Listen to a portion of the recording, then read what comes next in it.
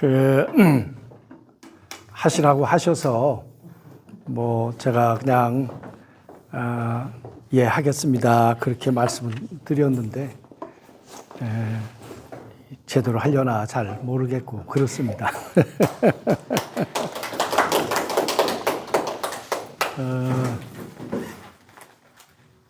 우리가 요즘에 보면 이제 콘텐츠들을 발생시킬 수 있는 그러한 말하자면 이 보조 자료들이 많이 있는 것 같습니다. 예를 들어서 이제 GPT를 활용해도 우리가 콘텐츠를 발생시킬 수 있는 부분들은 많이 있기 때문에 이제는 전달을 어떻게 하느냐, 딜리버리를 어떻게 하느냐가 굉장히 중요한 시대가 됐고, 또 하나는 우리가 교수님을 통해서 우리가 공부하는 것은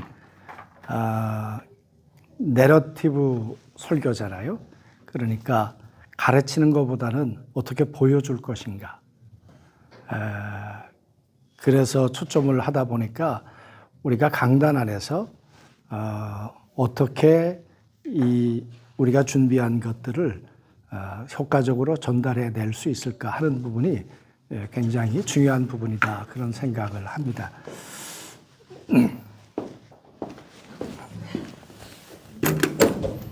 제가 이렇게 눈치가 있습니다. 제가 말씀드리겠지만 강단에서는 감이 굉장히 중요합니다. 네, 강단에서 성령께서 하시는 감, 그리고 이 상황을 읽어내는 감. 그래서 어떤 표정, 어떤 언어, 어떻게 전달할 것인가가 굉장히 중요하다고 생각을 그렇게 합니다. 다시 이제 말씀을 드리면 우리가 이제 내러티브 공부하면서 기록으로 돼 있지만 그 기록 속에서 원래 그 기록은 사건이 있었고 사건이 이야기로 전달되다가 그게 기록으로 됐잖아요. 그러니까 우리 교수님을 통해서 배우고 있는 것은 기록을 통해 이야기를 찾아내고 그 이야기를 다시 사실 속으로, 사건 속으로 들어가야 한다. 그래서 시간과 공간, 그래서 그 상황 속에 현장 검증을 해서 어떻게 사실을 우리가 찾아낼 거냐. 그 사실을 통해서 우리가 연역적으로 이걸 전달하는 방법도 있겠지만 내러티브는 이 사실을 가르치는 것보다는 이걸 잘 보여주어서 사람들로 하여금 그 상황을 느끼도록 체감해 가도록 하는 것이기 때문에 전달 방식이 그 무엇보다도 중요하다. 그런 생각을 해보게 됩니다. 그래서 제가 이제 카톡에 올려드렸습니다만은 제가 교수님이 어제 저녁에 전화를 주셨는데 제가 그 전화를 못 받았어요. 그리고는 제가 딴 거 이렇게 준비하다가 오늘 아침에 통화해가지고 조금 이렇게 다듬어가지고 좀 와서 조금 부족할 수도 있는데 그냥 제가 경험했던 거 편하게 말씀드리도록 이렇게 하겠습니다. 우리가 설교자라고 하는 것은 제가 생각을 하기에 예수 그리스도를 통하여 성령님에 이끌려 하나님 앞으로 성도를 인도하는 거잖아요. 하나님의 지성소 안에까지 어떻게 성도들이 가도록 할 것인가. 설교자가 예배 전체를 통해서 또 말씀을 통해서 성령의 임재 안에서 어떻게 우리가 그 목적지까지 가도록 할 것인가. 그런 면에서 저는 설교자에게 강단에 올라갈 때 가장 중요한 것 가운데 하나는 성령의 민감성이라는 생각이 듭니다. 예. 성령께 민감해서 오늘 내가 설교 준비를 이렇게 했지만 그러나 성령께서 그 설교를 좀 바꾸실 수도 있고 때로는 하지 말라고 하실 수도 있고 그런 면에서 성령께서 이 오늘 설교 가운데 어떻게 일하실 것인지에 대해서 굉장히 민감해야 된다. 그리고 그러다 보면 청중이 달라져서 그럴 수도 있겠지만 1부 설교와 2부 설교와 3부 설교가 같은 본문과 같은 내용을 가지고 설교하더라도 달라질 수 있죠. 때론 설교의 시간도 달라집니다.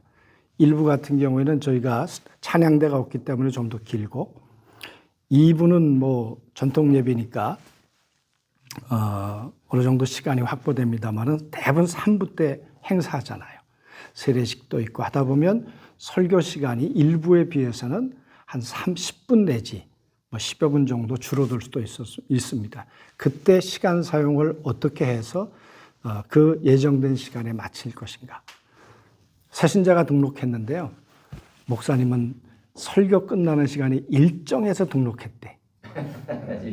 왜? 자기는 사업하는 사람인데 끝나자마자 가야 되는데. 예, 자기는 지금 문을 열어놓고 와서 예배를 드리고 있는데, 그래서 앞에 무슨 행사가 있든 시간은 정확하게 그 시간에 끝낸단 말이죠. 그러면 그 똑같은 설교를 가지고 그 시간 내에 그 내용을 훼손하지 않고 어떻게 전달할 수 있는가 하는 것도 이건 감이라는 거죠. 성령께서. 그리고 성령께서 하시는 일은 편안하잖아요. 성령께서 하시는 일은. 그래서 발생하는 어떤 일이든지 그 강대상에서 부정적이거나 또 사람들에게 상처를 주기보다는 어떻게 하든지 이 성령 안에서 자유롭고 그리고 정말 긍정적으로 이 성도들을 은혜 안에 끌고 갈 것인가 라고 하는 그런 부분들에 대해서 우리가 강단을 이끌어 가려면 반복되는 이야기지만 성령님께 우리가 예민해야 되는 부분, 그것이 무엇보다도 중요하다는 생각을 합니다. 실제로 어느 금요일이었는데 크리스마스 날이었습니다. 근데 크리스마스 날 금요 기도회를 할까 말까, 금요일이니까 그래도 해야지. 뭐 금요일 날 성탄절 25일이지만 금요일 날 금요 기도회를 했습니다. 그런데 설교가 다 끝났는데 성령님께서 우리 장로님을 위해서 온 성도들에게 기도하자고 하자. 그래서 장로님이 이런 기도 제목이 있는데 우리가 기도하면 좋겠습니다. 근데 장로님 기도 제목이 뭐냐 그러면 그 보증을 써줬는데 내일 그게 마감해야지. 안 하면 이제 재산이 다 날아가게 땅이. 워낙 착하셔가지고 보증을 5명한테 서줘서. 정말 제가 봐도 착하세요. 그렇게 착하신 분이 없어요. 그래서 이 제목을 내놓았는데 거기 돈 들고 땅을 살려고 다니는 사람이 있었던 거예요. 그 기도실 안에. 그 기도가 끝나자마자 그분이 그 계약을 해버렸잖아요. 그냥 사버렸잖아요. 그 다음날. 그래서 정말 성령께서 이 예배를 지배하고 장악하고 지금 하시고 싶은 말을 분명히 우리를 통해 하신다는 사실에 대한 믿음이 있어야 된다는 거예요. 아멘? 아멘. 저희 교단은 그런 면에서 좀 자유롭습니다. 그런 면에서. 그 예배에 여러 가지 철학이 있지만 그 가운데 성령 안에서의 자유함. 예. 그래서 제가 콜로라도에 저희 나사렛 교단을 갔는데 성령 강림 주일이었는데 설교를 안 하시는 거예요. 그리고 간증만 시키시는 거예요. 끝난 다음에 질문을 했죠. 설교 준비 안 하셨냐고. 아니, 성령께서 그렇게 하라고 그러셨대. 근데 설교가 끝났는데 아주 교회가 정말 그 뭐라 그럴까 은혜 그 자체의 도가니였어요. 그리고 축도 없이 끝났어요. 그런 면에서 우리 저희 교단에서는 그만큼 자유롭지만 한국은 사실은 그렇지 않아요. 한국적 상황에서는 그걸 그렇게 구현해내기가 쉽지는 않지만 그만큼 성령께서 하시는 일에 대해서 우리가 주권을 내드려야 한다. 그런 생각을 하고 실제로 우리가 다 합니다만은 내용과 또 형식은 좀 맞았으면 좋겠다. 내가 설교하려고 하는 내용과 예를 들어서 내가 의전에 오늘 절기 설교를 한다 그런다면 가운을 입을 수 있겠지만 그러나 내가 하려고 하는 설교가 조금 더 그런 설교이기보다는 뭔가 표현이 좀 더 필요하고 그런 부분이라고 한다면 우리가 의상도 우리가 좀 맞을 필요가 있겠다. 그리고 저희는 가끔 드레스 코드를 맞춥니다. 장로님들까지. 오늘은 빨간색이 다 들어가야 된다. 그러면 넥타이에 빨간색이 들어가든 어디에 들어가든 드레스 코드가 싹 통일돼서 그날 분위기를 그렇게 이제 통일시켜 가려고 하죠. 그러나 이런 너무 화려해서 워치만 네가 그랬거든요. 내가 여기다 만년필을 꽂을까 말까, 여기다가 이 액세서리를 할까 말까. 왜? 사람들의 중심이 흐트러질까 봐. 너무 화려해서 그런 하나님께 집중하는 것에 대해서 방해하는 것은 우리가 자제해야 된다. 그죠? 네, 그래서 우리가 목회자의 자세는 하나님을 드러내기 위해서 우리가 그 자리에 서 있는 것이지 나를 주목시키기 위해서 있는 것은 아니잖아요. 그러면서 내용과 또 이 형식을 어떻게 일치시킬 수 있을까 하는 부분들을 꼭 신경 쓰면 좋겠다. 그런 생각을 하고요. 끝나고 난 다음에는 여러 가지 점검을 하죠. 설교 끝나고 난 다음에는 온도가 적당했는지, 조명은 좋았는지, 그리고 정말 내가 사용했던 그런 영상이나 이런 것들이 적정했는지에 대해서 반드시 피드백을 받고 평가를 늘 하곤 합니다. 그리고 설교하기 위해서 콘티를 아주 꼼꼼하게 짭니다. 예. 우리가 예를 들어서 제가 순복음교회, 여의도 순복음교회에 올라가게 되면 거기는 방송으로 실시간 내보내기 때문에 콘티가 올라옵니다. 뭐 몇 분, 뭐 몇 분, 뭐 몇 분. 그 시간을 정확하게 지켜달라고 하거든요. 그런 것처럼 예배 시간에도 물론 성령 안에서 자유하지만 예배 콘티가 없으라는 건 아닙니다. 아주 철저하게. 저희가 한 2시간짜리 70주년 우리 행사를 했는데 굉장히 많은 내용이 들어갔지만 오차는 30초, 모든 행사가 30초 오버하지 않습니다. 그건 저도 그렇고 우리 목사님들이 콘티를 아주 짜서 리허설도 하고 준비를 아주 충실하게 합니다. 예. 대부분 방송사고 많이 나잖아요. 음악 나와야 되는데 3초, 5초, 그거 1초 이상 넘어가면 그건 안 됩니다. 그건 청중에 대한 매너가 아닙니다. 예. 그래서 절대 영상사고나 방송사고 나지 않도록 사전에, 그런 거 굉장히 준비하고 아주, 개척교회 목사님, 후배들 목사님한테도 네가 지금 몇 명에 모이든 예배 콘티를 짜야 한다. 예.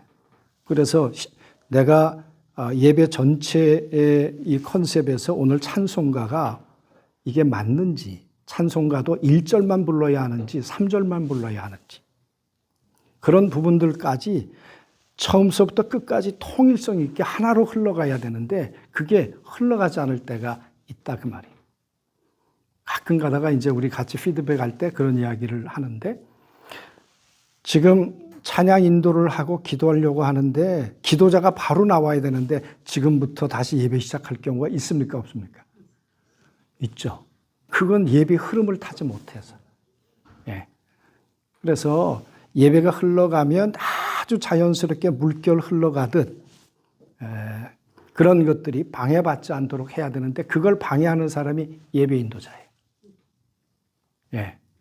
그리고 봐서 찬송가 저거 1절만 불러야 되는데 끝까지 다 불러서 예배 시간도 그렇고 내용도 다 이렇게 훼손시킬 때가 있다. 은혜를 반감시킬 때가 있단 말이에요. 그런 면에서 예배자의 센스가 아주 민감하게 살아 있어야 한다. 동의하십니까? 아멘. 예. 동의해 주셔서 감사해요. 그런, 네?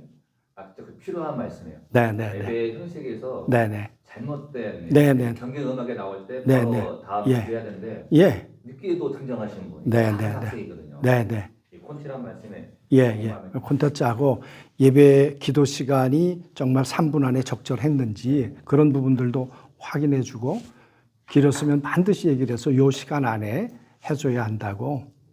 그러나 그렇게 했더라도 목회자가 그 시간을 커버해서 그때는 아주 부드럽게 모르게 넘어가야 합니다. 예. 끝난 다음에 피드백할 때 이건 고치자라고 이야기를 해야지. 또 강대상에서 이렇게 하다 보면 사모님이나 특별히 함께 동역하시는 분들이 굉장히 사실은 중요합니다. 왜냐 그러면 강대상에 앉아 있으면 다 보이거든요. 그러잖아요. 저 새신자가 들어와 가지고 어디 앉을까 막 찾지 못하고 있는데 안내하는 사람이 이게 무관심해. 그래서 안내는 반드시 새신자가 만약에 들어오면 그 사람의 눈, 손을 봐서 성경이 필요한지 뭐가 필요한지를 필요를 예민하게 챙겨줘야 되는데 관심이 없어요. 그러면 강대상에 있는 담임 목사님이 속이 타는 거예요. 응? 저 사람이 한 사람 오기까지 전도 안 해보셨어요? 전도해보면 한 사람 예배당 들어온다는 게요, 얼마나 귀한데요. 저는요, 제일 많이 전도한 사람이 3년 동안 매주 한 번씩 만났습니다. 거의 한 주도 안 빠지고. 그리고 3년 만에 교회 들어왔습니다. 전도해봐야 한 영혼이 교회에 온다는 게 얼마나 소중한지 알죠. 네?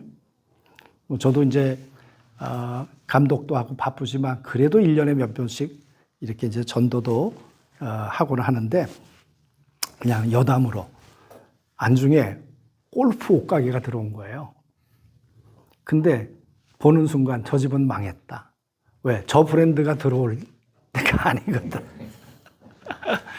그래서 제가 이제 갔어요. 그래서 어떻게 왔냐 그랬더니 저 명륜동에서 서울 명륜동에서 살다가 은행원으로 퇴직하고 안중에 오신 전혀 물정을 모르고 그리고 오신 거예요. 그래서 제가 뭐 옷도 사고 그리고 이제 저에게 골프 치는 사람들 보고 가서 옷 사라 그러고 몇 번 가서 간 다음에 가니까 뭐라고 얘기를 하는가 하면 저한테 사장님 안중교회 가면 안중교회가 있답니다. 그러면서 하는 말이 안중교회 목사가 요즘 저희 가게 자랑을 하고 다니신대요. 그래서 이제 한참 몇 번 더 가다가 제가 우리 권사님한테 이번 주는 된 것 같으니까 가서 교회를 한번 오시라고 해라. 근데 교회 왔어요. 제가 설교하고 있었고. 얼마나 놀랐겠습니까? 예. 그러니까 한 사람이 들어오기까지 너무 소중한데 때론 너무 소홀하게 다룬다는 거예요. 네. 근데 이 설교자는 설교에만 신경 써야 되는데 그게 보입니까? 안 보입니까? 보이죠. 예. 왜 저거 히타를 안 끄냐? 왜 소리가 시끄러운데 저걸 안 하냐? 비본질에 신경 쓰다 보면 본질을 잃어볼 때가 있기 때문에 함께 사모님이든지 전사님들이 하실 때 그런 것들이 온전하게 준비가 돼야 설교에 집중할 수 있다는 거예요. 그리고 저는 가끔 설교 강단에 올라갈 때 가끔이 아니죠. 핸드폰을 가지고 갑니다. 왜냐 그러면 때론 몇 년 만에 나오는 사람인데 이름을 모를 때가 있어요. 이름을. 저 어머니 이름을 알겠는데 자식 이름을 모르겠어요. 군대 갔다가 제대하고 왔는데 그러면 제가 핸드폰으로 바로 그 디모데에서 찾아가지고 설교 시간에 이름을 부르죠. 너 제대하고 왔구나. 고생했다. 그냥 하는 것하고 이름 부르는 것하고는 다르죠. 그래서 제가 이 핸드폰을 가지고 가서 그때 그렇게 이제 활용하려고 가지고 간다 그 말이에요. 실제로 저희 권사님 딸인데 이 골프 레슨 하시는 분이에요. 이분이 한 10년 만에 교회 나왔을 거예요. 근데 제가 핸드폰 가지고 그 어머님, 권사님 이름을 추적하니까 그 가족 나오잖아요. 여러분 그분 나왔는데 제가 그분 이름을 부르면서 오늘 잘 오셨다고. 그분이 교회 등록했겠어요? 안 했겠어요? 아시죠 여러분?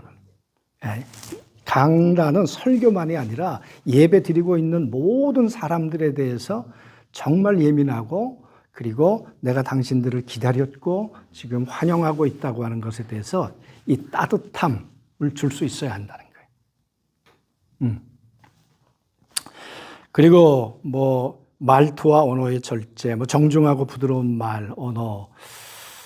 제가 우리 실버 어르신들이 저희도 전통교회다 보니까 어르신들이 많으세요. 한 300여 분 되시는 60세 이상 한 400여 분 되시는 것 같아요. 근데 난 예배 때 수요일 날 한 100여 분이 이제 예배를 따로 드리시는데 그분들이 저한테 가끔 불평을 말씀하시는데 뭐냐 그러면 부교육자들이 말을 함부로 하는 거예요. 어르신들이잖아요. 다 자기 딸, 아들 같은데 주로 선교단체에서 이 활동하시던 분들은 가끔 그런 실수를 하더라고요. 우리 하나님을 오늘 찬양 드렸으면 좋겠습니다. 근데 찬양합시다. 뭐 이런 식으로 그냥 말을 하대하듯 하는 말들이 제가 봐도 조금 이렇게 불편한데 어르신들이 들을 때 굉장히 불편하고 그리고 같은 말이라도 어른들에게 좀 공손하게 들려줬으면 좋겠는데 이게 자꾸 가르치려고 하고 지적하고 저도 그렇게 안 하거든요. 그런데 너무 율법적으로 자꾸 이렇게 하는 습관적으로 하는 친구들이 있어요. 그런 부분들에 대해서 어르신들이 굉장히 불편해 하시더라고요. 존중받지 못하고 있는. 어떤 분들은 그분은 이제 교장 선생님 하시다가 교육감인가 뭐 하시다가 이제 정년 은퇴하신 분인데 나중에 들으니까 설교 시간에 벌떡 일어나 가시고 설교하시는 이 목사님을 향해서 막 그냥 뭐라 그러신 거예요. 참다, 점잖은 분인데. 네.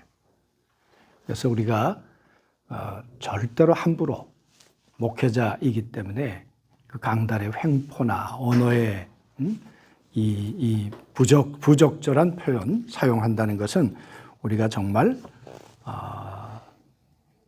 이건 뭐 절제되어야 하고 훈련되어야 될 부분이다.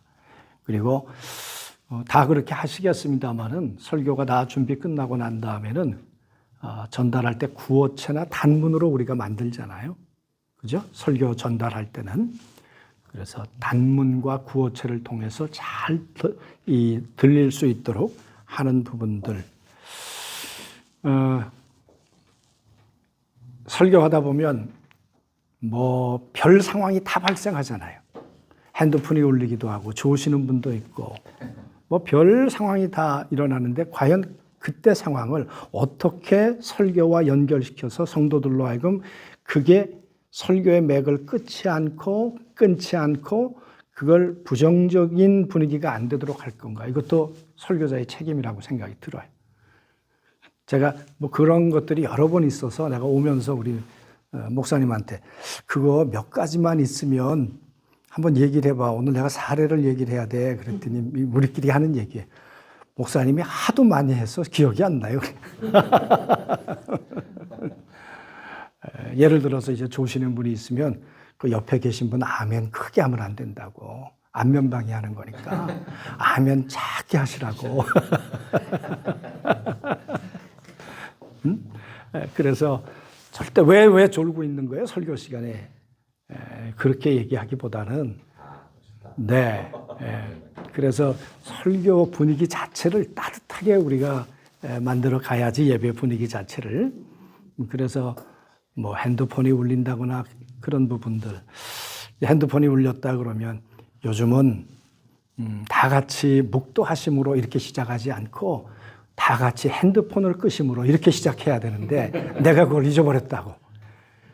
그렇게 해서 그걸 아주 어색하지 않게 부담스럽지 않게 그걸 반전시켜 나갈 수 있는 것. 그게 설교의 흐름을 잘 끌고 갈 수 있는 부분이다. 동의하십니까? 네네. 그래서 설교자에게 필요한 거는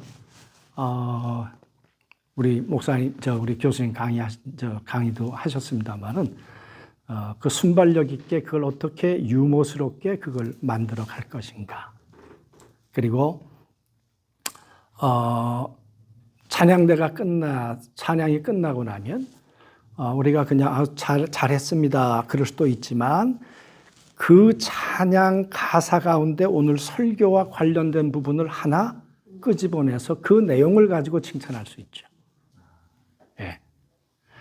제가 부활절 설교 제목이 맛이었는데 찬양대가 끝났습니다. 제가 뭐라고 그랬겠습니까? 오늘 찬양이 참 맛있었습니다. 그 말은 내 오늘 설교와 연결시킨 거죠. 예, 그리고는 이제 요즘 여러분 어떤 맛으로 살고 계십니까? 쓴맛으로 살고 계십니까?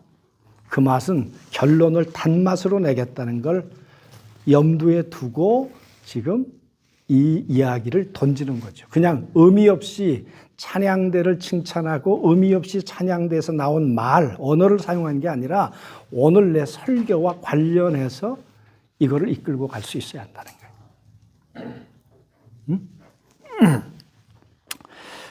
그리고 회중 시선과 자세라 그랬는데 이 성도들하고 이렇게 시선을 많이 맞추시나요? 설교 준비가 돼 있고 원고로부터 조금 자유로우면 하실 수 있죠. 그죠? 예. 그리고 이제 시선을 맞출 때 주로 어디를 맞춥니까? 코랑 입을 맞추는 정도니까. 예, 코와 입을 좋죠. 예, 근데 제가 이 교수님 쪽을 앞보는 거는 굉장히 부담스러워서. 예. 설교할 때 부담스러운 쪽보다는 편안한 쪽. 왜냐 그러면 여러분 그쪽을 봐야 내가 조금 편안할 수도 있지만 때론 설교하다가 이렇게 조금 톤이 올라가거나 상처가 묻어 나오는 것은 거기 앉아 있는 청중 때문에 그래요. 내게 상처를 준 여기 장로님이 앉아 있으면 같은 설교, 여기 보고 할 때 설교와 여기 보고 할 때 설교 톤인과 색깔이 달라질 수 있어요. 예. 그래서 설교 준비를 할 때도 정말 좋은 사람 염두에 두고 설교해야 복음적 설교가 준비되고 설교가 따뜻하지 아니면 율법적 설교가 될 수 있습니다. 전달할 때도, 그죠? 전달할 때도 예를 드는 거예요. 다 그렇다는 게 아니라. 그럴 수 있을 것 같아요. 네네네. 예, 예를 설교할 때도 정말 여기 뭐 사랑스럽고 생각하면 축복하고 싶은 분 대상으로 말씀을 해야 설교의 톤이며 설교의 내용도 아주 축원하고 싶고 복음적인 설교가 우리가 나올 수 있다는 거예요. 아멘. 아멘. 예. 그래서 이제 제가 안 보고 싶은 사람도 있죠. 거기 보면 막 그냥 순간 아주 우린 영적 존재이기 때문에 예민하잖아요. 예, 순간 그냥 이 어떤 설교의 흐름이 이렇게 흐트러지고 그럴 수도 있죠. 예, 예. 그래서 시선과 자세. 그런데 중요한 건 이 원고가 다 숙지되어서 내가 어떻게 설교할 것인가가 다 나름대로 들어와 있어야 자유롭게 사실은 시선도 맞추고 이야기도 하고 또 순간적으로 발생한 문제에 대해서 대처도 할 수 있고 그렇다는 거죠. 그래서 불필요한 몸짓 또 과장된 제스처 이런 부분들은 오버할 때 있잖아요. 예, 오버하는 거는 아주 부자연스러운 것들은 우리가 고쳐나가야 된다고 생각이 들고 끝난 다음에 영상을 보고 항상 자기 피드백이 필요하다고 생각을 합니다. 보이스 컨트롤이 제대로 됐는지 우리 교수님 통해서 배우는 것 가운데 우리가 설교를 계속 성경 읽는 훈련을 하잖아요. 굉장히 저는 중요하다고 하고 우리 집사람하고 여보 내가 이거 배웠는데 우리 그렇게 좀 하자고. 예. 근데 아직 동의를 안 해가지고 기다리고 있습니다. 예. 그래서 이 보이스 컨트롤 개그맨들이 웃길 때 보이스 컨트롤 가지고 다 웃기잖아요. 같은 내용인데 그래서 반드시 보이스 컨트롤과 또 해야 될 게 뭐냐 그러면 이 페이스 컨트롤 웃는 표정이 좀 밝아야 되는데 근육이 안 만들어져 가지고 안 웃는 사람들도 많이 있답니다. 저도 어떤 데 보면 안 웃어요. 설교 끝나고 마지막이라도 치고 웃으면 되는데. 예. 예. 그래서 늘 할 때 이 보이스 컨트롤, 페이스 컨트롤 그리고 이모셔널 컨트롤이 제대로 됐는지를 전달하는 입장에서 우리가 꼭 확인이 필요하다 그런 생각이 듭니다. 여기 교수님 계시지만 우리 교회 성악하시는 분이 그러더라고요. 목사님, 성악가는 그 가사에다 감정을 담는데 목사님은 설교할 때 왜 감정이 안 묻어납니까? 목사님들은. 그죠, 교수님? 할 때 그 감정을 실어내는데 어떻게 보면 그게 자기 얘기가 아니어서 그럴 수도 있어요. 체득화되지 않아서. 내 얘기를 할 땐 감정이 나오거든요. 전에 그 7080 그 노래하는데 그 이광조라는 사람이 가까이 하기엔 너무 먼 당신 부르는데 거기 자막이 뜨더라고요. 이게 자기 얘기래. 그게 자기 경험이기 때문에 감정이 살아나오는 거예요. 이모션이 살아나려면 충분히 묵상을 했든지 체득화됐든지 그래야 설교 가운데 이모션이 살아날 수 있다. 그게 또 전달되잖아요. 그죠?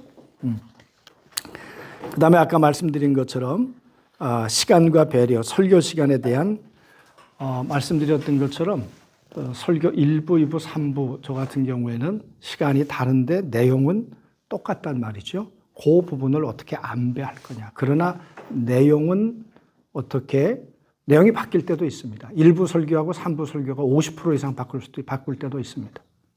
그걸 때론 상황에 따라 좀 바뀌기도 하지만 그러나 그 시간 안배를 어떻게 할 것인가. 그런 면에서 예배 전체를 우리 예배자는 다 이렇게 연출하는 것이기 때문에 광고 이런 것들이 다 미리 확인이 돼야죠. 그래서 토요일 날 같은 경우에 저희는 목회자들이 예배당에 올라가서 광고서부터 한번 쭉 다 같이 봅니다. 광고 몇 분 걸렸는지 쭉 한번 퀀티를 가지고 확인해서 내일 설교에 대해서 한번 준비를 하고 그리고 찬송가나 이런 게 적절했는지 빼고 첨삭할 거 있는 부분들을 확인을 합니다. 왜냐 그러면 그런 부분들도 성도들에 대한 배려이고 그런 것들 하나가 잘못됐을 때 성령께서 역사하시는 것에 대해서 이 방해가 될 수 있기 때문에 그런 부분들까지 세밀하게 우리가 배려해야 된다고 보는 거죠. 그리고 말씀드렸던 것처럼 체득화된 아까 이게 내가 살아봤느냐 그 말이에요. 요즘에 성도들이 묻고 있는 것은 목사님 설교하시는데 설교대로 살아봤냐? 응? 살아봤냐? 그래서 내가 체득화된 설교를 할 때 이미지도 나오고 에너지도 나오고 그럴 수 있는 거죠.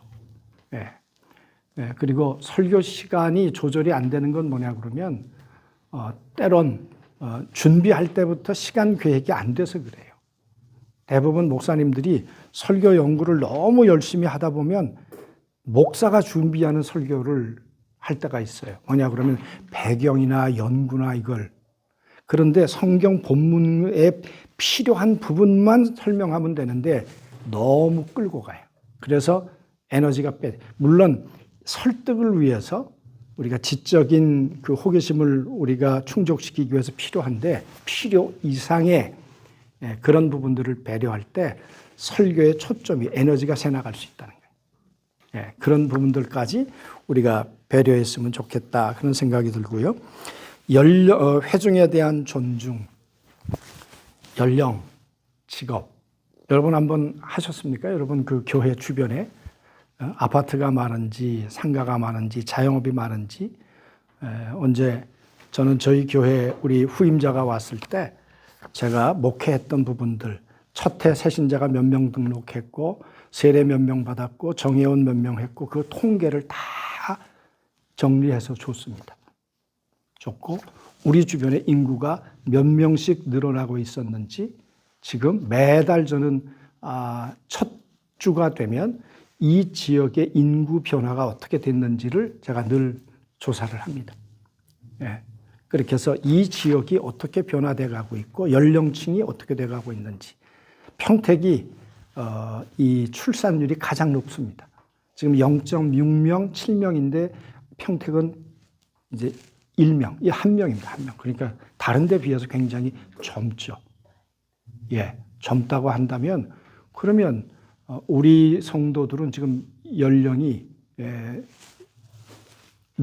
평균치로 볼 때 몇 명 정도인지, 그리고 60대 이상, 70대 이상 연령 분포도를 쭉 정리해서, 그래서 내가 설교 초점을 어디에 맞춰야 될지에 대해서 초점을 맞추고 해야 된다는 거죠.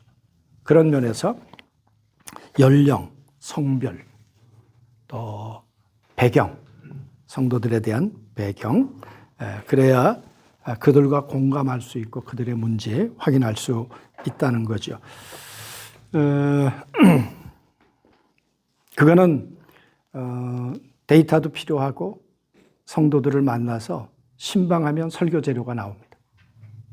그죠? 만나보면 그들의 문제를 듣잖아요. 예. 설교는 문제를 해결하기 위해서 해주는 거잖아요. 그리고 때론 설교를 할 때 한 사람을 놓고 설교할 수도 있습니다. 그렇잖아요? 우리가 설교 주례할 때 두 사람 놓고 설교하는데 끝나고 나면 다른 사람이 은혜 받았다 그러잖아요. 예. 그래서 다양한 사람들을 위해 설교할 수도 있지만, 오늘 내가 이 사람 문제를 내가 해결하기 위해서 이 사람에게 집중하는데 그걸 내 얘기로 들을 수 있다 그 말이에요. 동의하시나요? 예. 그래서 때로는 우리가 설교가 산탄이 되지 않고 집중하려면 때론 내가 오늘 설교하려고 하는 사람 한 사람, 이 사람의 문제, 이 사람을 해결하려고 성경의 말씀을 가지고 우리가 준비해서 전달하려고 할 때 그게 한 사람의 얘기가 아니라 전체 얘기로 들려올 수 있다는 거예요. 아멘? 예. 그래서 이 강대상에서 그런 우린 우리 성도들의 삶을 아니까 전체를 가지고, 그리고 그 설교자가 말 한마디, 표정 하나, 설교, 찬송, 이게 다 배려가 돼야지 그냥 이 동떨어진 예배 사역이 돼서는 안 된다는 그런 생각을 하고요. 예. 그 다음에 이제 거기 예배 흐름을 살리는 예배, 아까 말씀드렸는데 온도, 조명, 안내, 콘티, 그리고 예배 인도자, 찬양팀, 이런 부분들. 설교는 예배의 중심이 되는 건 맞지만 그러나 예배의 전부는 아니에요. 이 전체 속의 한 부분이 설교일 수 있다. 강대상에 올라갈 때 제가 요 감리교회 어딥니까? 저기 천안에 있는 감리교회, 그 큰 교회던데, 하늘샘인가요? 거기 하늘중앙교회, 거기 한번 설교하러 갔더니 저한테 전화가 왔어요. 따뜻한 물 올려드릴까요? 미지한 물 올려드릴까요? 찬물 올려드릴까요? 마이크를 핀 마이크 쓰시겠습니까? 핸드 마이크 쓰시겠습니까? 고정 마이크 쓰시겠습니까? 또 손수건을 건조한 거 드릴까요? 젖은 거를 드릴까요? 아주 세밀하게. 네. 그래서 이 강단에 대해서 굉장히 신경 쓰는 거예요. 제가 거기 2번 갔거든요. 보니까 그게 그냥 되는 것 같은데, 아니, 그게 수면에서요 다 준비가 돼서 올라가는 거예요. 예, 올라가는 거예요. 강단 준비도 마찬가지지만 설교자도 그 정도 준비가 돼야 강단에 올라가서 여유도 있고 또 뭐라 그럴까? 네네네, 소통도 할 수 있고 다 할 수 있다는 거죠. 다시 정리해서 말씀을 드리면 중요한 거는 일단 설교에 대해서 준비가 완벽하게 되어서 나름대로 설교에 대해서 자신감이 있어야 됩니다. 말씀을 내가 충분히 준비해서, 그럼에도 불구하고 성령께서 일하시면 나는 이 부분에 대해서 내가 여지를 드리겠다. 예.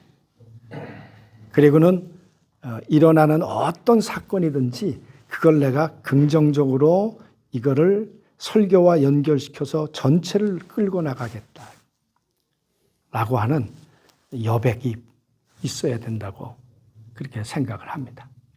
예.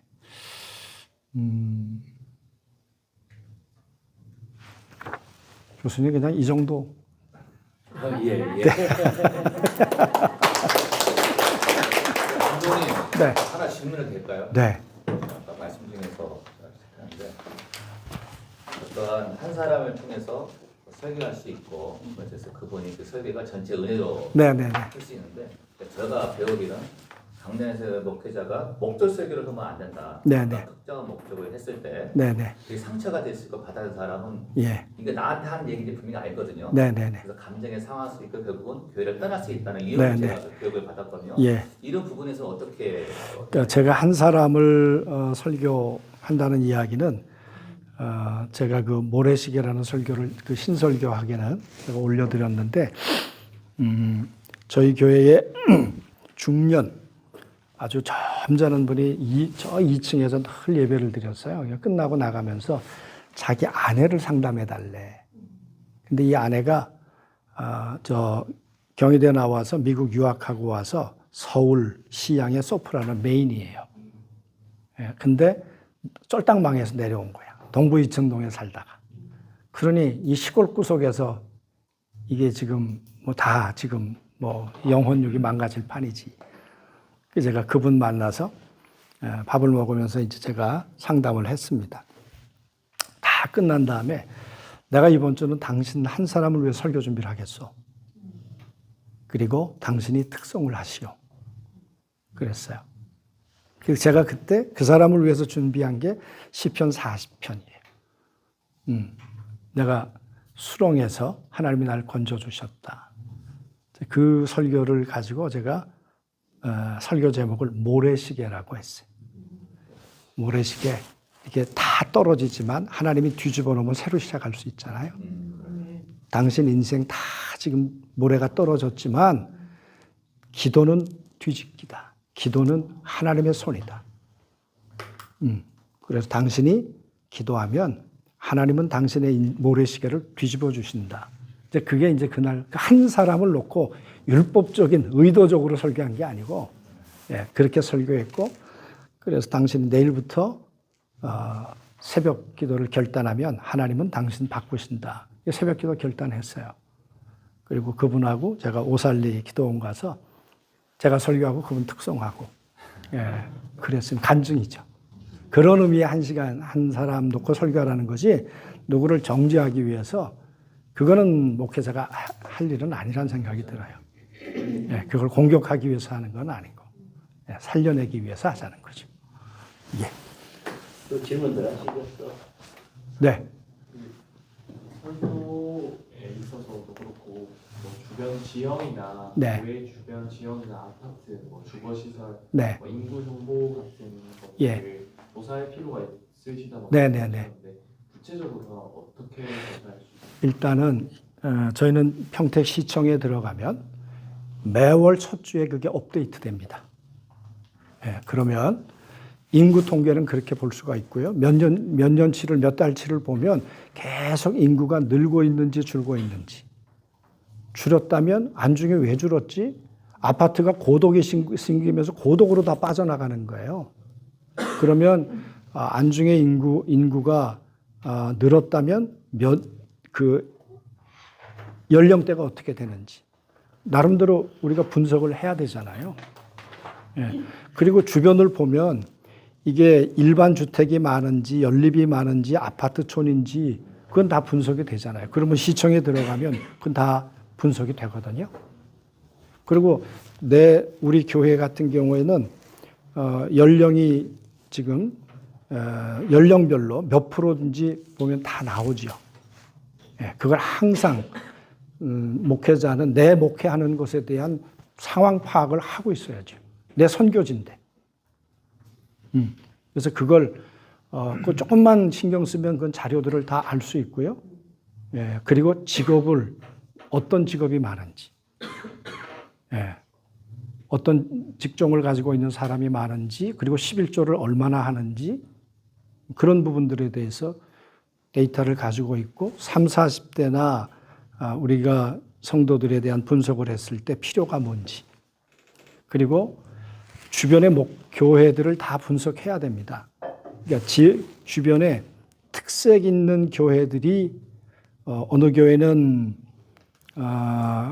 가족 목회 잘하는 교회 있고 우리 주변에 선교 잘하는 교회 있고, 예. 그러면 우리 교회는 타겟팅을 어디로 할 거냐? 어디를 할 거냐? 그 사업도 그렇잖아요. 커피숍도 내가 우리 성도들이 커피숍 하는데 다 똑같은 커피숍을 해. 당신은 좀 차별화해서 좀 해봐라. 당신만이 할 수 있는 걸 좀 해봐라. 그래서 제가 베트남 갔다 와서 여기 보니까 베트남 커피 하는 데는 없더라. 한번 해봐라 이거를. 예? 왜? 똑같은 커피숍은 차별화가 안 되잖아요. 그런 면에서 그 분석이 되면 우리 교회는 타겟팅을 제가 이제 제 후임자에게 넘겨준 거는 앞으로는 실버 사역을 하고 30, 40대를 집중하지 않으면 안 된다. 두 개의 이 타겟팅을 가지고 집중해야 된다. 30, 40대가 줄면 주일학교가 줄거든요. 30, 40대가 살아나면 주일학교가 살죠. 예. 그래서 그런 분석이 되면 설교도 내가 어디 타겟을 맞춰야 될까. 근데 주일 설교 같은 경우에는 밥상에서 할아버지도 잡수고 손주도 먹어야 되잖아요. 그러니까 보편적인 청중 레벨을 아주 보편화시켜서 설교할 수밖에 없고, 그러나 수요일이나 금요일이나 새벽 예배 같은 경우에는 청중 레벨이 달라지니까 달라질 수 있죠. 그런 면에 내 지역에 목회하는 분들에 대한 분석이 필요하다는 거예요. 자료가. 예. 네. 네. 이제 대회나 이렇게 하게 되면 보통 이제 일반적으로 뭐 청년부나 아니면 네네. 주일학교나 예, 예. 이런 데는 개별적 예배들이니까 예. 함께 다 같이 온 교인이 드릴 수 있는 예배들이 많이 없잖아요. 예. 그거를 어느 정도의 이렇게 뭐 가끔씩은 그런 예배를 어떻게 좀 하십니까? 저는요 하고 싶었는데 못했어요. 사실은 그게 저는 세대 통합 예배 드려야 된다고 생각하고요. 계속 얘기를 했는데도 그게 전통교회라 쉽게 패러다임이 안 바뀌더라고요. 예. 근데 저는 예배는 통합 예배 드려야 된다고 생각을 하고요. 네. 제가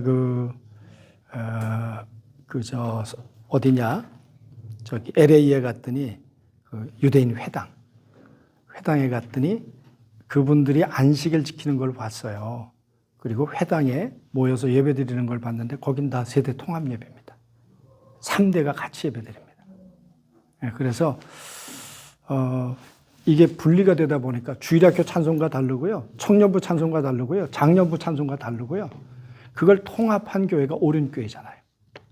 오륜교회는 주일학교에서부터 장년부까지 설교가 같습니다. 오륜교회. 예. 그래요. 다니엘 기도회 하는 그 누구죠? 이름이 생각이 안 나네. 네네네, 은퇴하시고 오셨는데 그 교회는 이 패러다임을 바꿨어요. 부모 중심에서 교사 중심에서 부모 중심으로, 교회 중심에서 가정 중심으로. 그래서 세대 통합 예배를 드리면서 주일학교에서부터 온 성도가 같은 본문으로 설교합니다. 그래야 끝나고 저녁에 가서 같이 얘기할 수 있다는 거예요. 예. 근데 지금 이게 다 분리가 됐거든요. 저희 교회만 해도 주일학교 다르고 중고등부 다르고 청년부 다르고, 그러니까 청년부 예배 드렸던 애들이 장년부 와서도 이게 찬송가가 또 다르고 이러니까 적응을 못하는. 앞으로 저는 그건 문제라고 생각해요. 통합하자고 하는데 그게 잘 안 되더라고요. 예. 유대인들은 세대 통합 예배를 드린다고요? 3대가. 3대가요? 예. 금요일 날, 안식일 날 되면요. 3대가 모입니다. 다 같이 모여서 제일 먼저 하는 게 어머니가 저 예루살렘을 향해서 촛불 킵니다. 그러고 난 다음에 싱크대로 가서 손 닦고 이 정결 예식하는 겁니다. 그리고 전부 다 식탁에 앉아서 떡과 잔을 나눠요. 그리고 아버지가 그리고 우리가 아는 성찬하고 개념은 다르죠. 근데 아버지가 하브르타 하는 거예요. 예. 그게 유대교를 이어가는, 예. 그게 프레임이죠. 근데 우리는 그게 없거든요. 예. 그래서 앞으로는 우리 개신교가 살아가려면 세대를 통합하는 문제, 이런 문제가 이게 시급하게 준비해야 될 부분이다. 예. 통합 예배 드리는데 좀 많이 있죠. 예, 많이 있습니다. 이제 하려고 시도하는 교회들이 있습니다. 많은 건 아니고 제가 알기로는. 근데 제가 아는 교회는 1년에 몇 번 정도 어떤 맞아요. 교회 맞아요. 예. 통합을 하고 네네. 있거든요. 네네. 저희도 몇 번은 합니다. 예. 김호근 목사님이세요. 김은호 목사님. 오륜교회. 예, 예. 그 교회가 그걸 아주 잘하고 있습니다. 저희 교회 교육자들하고 몇 번 가서 배우기도 하고 또 그렇게 했는데 그걸 정착시키는 게 전통교회는 쉽게 안 바뀌어요. 전통교회 가면은 그 뭡니까? 저기 피아노를 일주일에 1cm씩 옮기대잖아요. 예. 1cm씩 옮기라고. 예? 한꺼번에 옮기면 쫓겨나니까. 네. 다, 뭐, 질문 없으시죠? 네, 들어가겠습니다, 목사님.